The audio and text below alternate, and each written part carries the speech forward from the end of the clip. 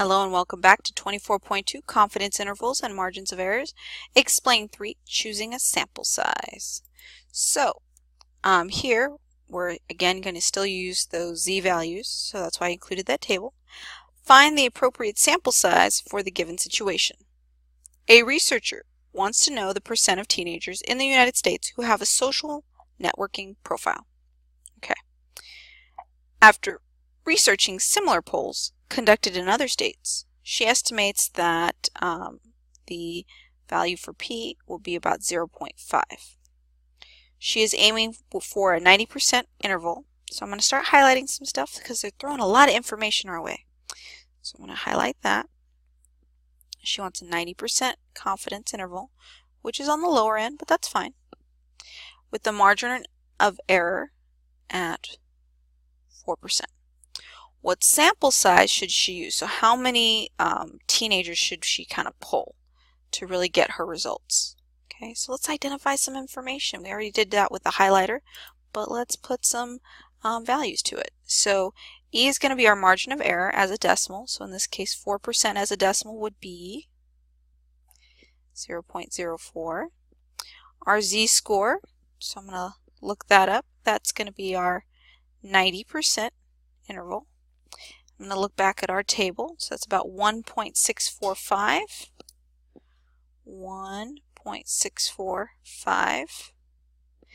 And our p-value is the sample proportion, which she's going to use 0.5.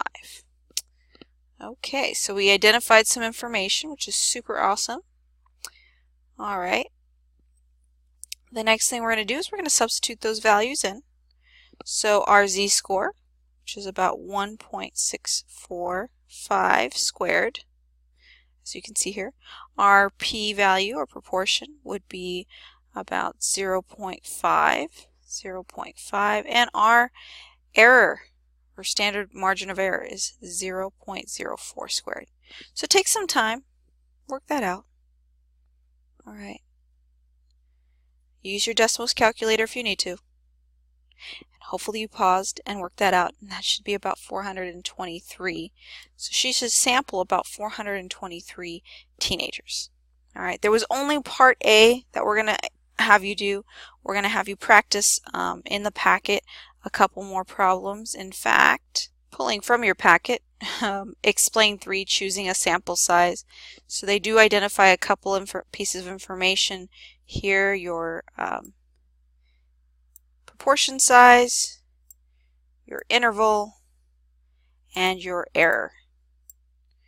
Okay, and make sure to use what we got here. Make sure to use these steps, identifying your proportion, your error, and your z-score, and then substituting those values into our formula so that we can figure out how many, in this case, how many in her sample size for Zoe should she use to survey residents in her state. Okay, and we'll be back with the next video in just a short minute.